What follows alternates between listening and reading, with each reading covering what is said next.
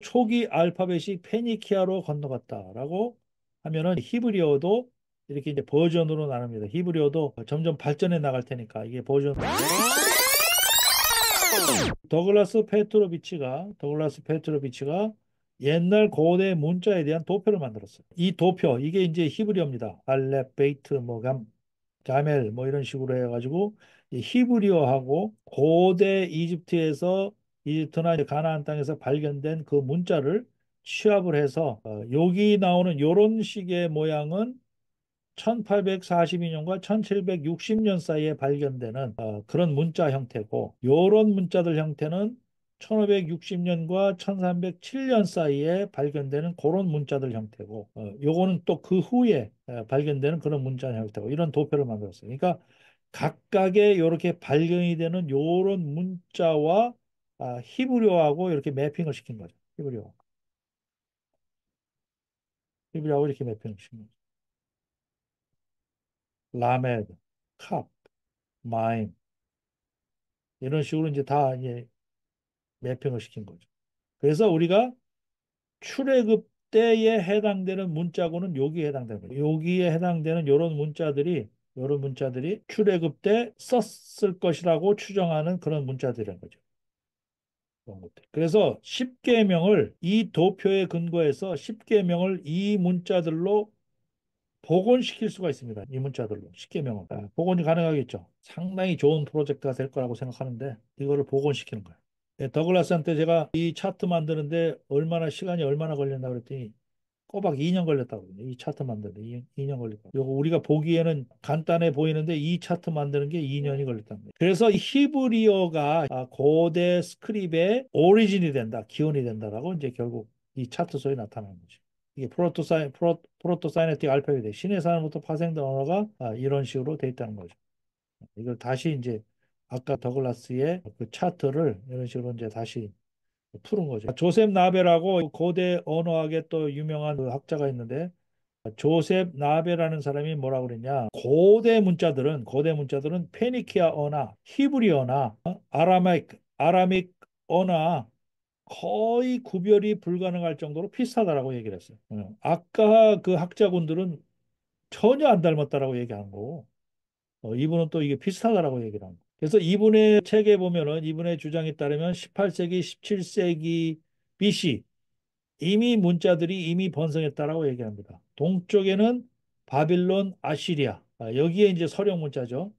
아카디안, 바빌로니안, 아시리안들의 서령 문자가 있었고 남쪽에는 이집트를 비롯한 상형 문자가 있었고 사우스 아라비아, 에디오피아, 아랍 이런 데가 이제 상형 문자를 쓰는 데고 그다음에 북쪽에는 히타이트 제국이 있었는데 히타이트 제국에서 쓰는 자체 문자가 따로 있었다는 거고 서쪽에는 바로 캐나나이트, 가나안 땅과 이런 데를 중심으로 해서 히브리어, 페니키어, 모아버, 아모나이터, 우가리거 이런 것들이 각각 존재했다는 거죠.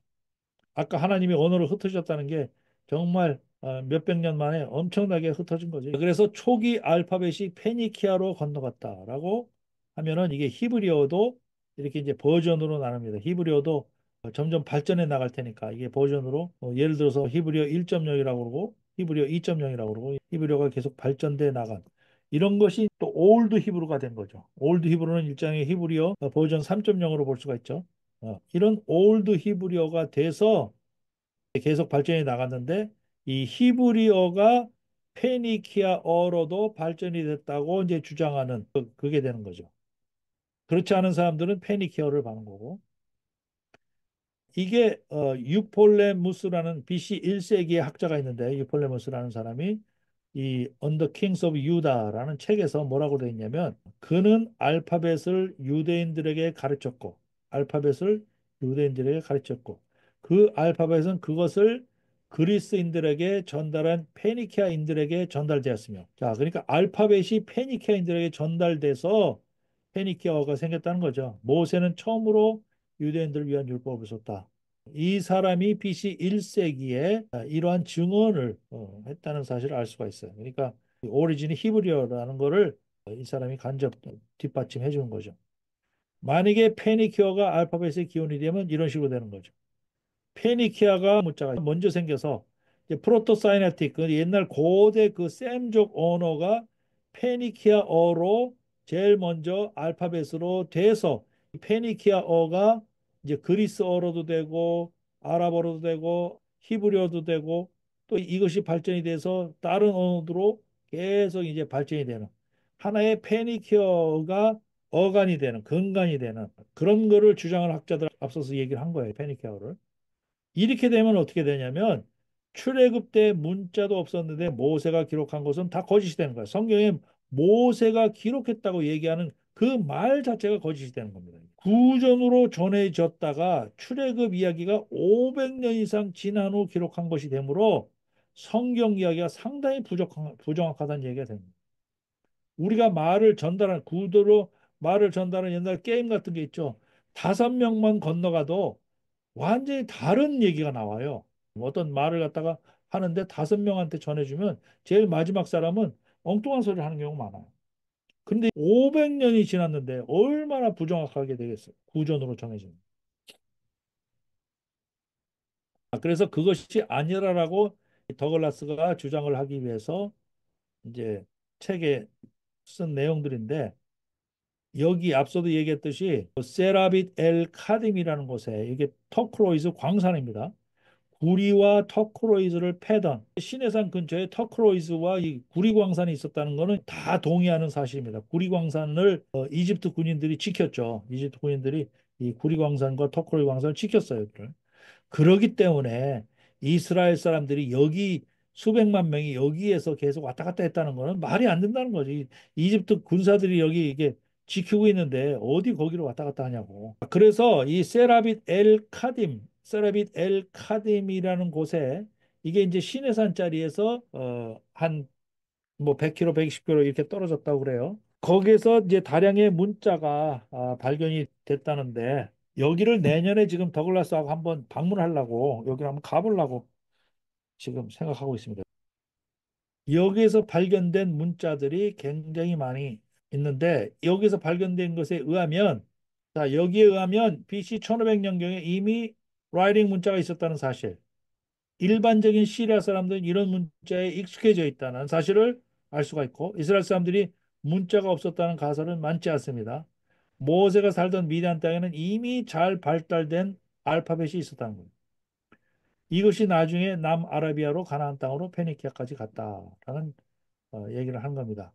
그래서 더글라스 페트로비치가 세계 최초 알파벳은 12왕조 세누세렛 3세 아메넴헷 3세 때 이런 것으로 추정되는 문자들이 여기서 다량 발견이 됐는데 여기 사도행전 7장 22절에 모세가 이집트 사람들의 모든 지혜를 배워 말과 행동에 능력이 있었느니라 여기에서 나타낸 것과 같이 하나님이 주신 언어를 모세가 잘 이해를 했다는 거예요. 아까 얘기했던 크리스토퍼 롤스톤이라는 사람은 펄쩍 뛰고 그 반대를 하는 겁니다. 아까 보여드렸던 그 차트고요.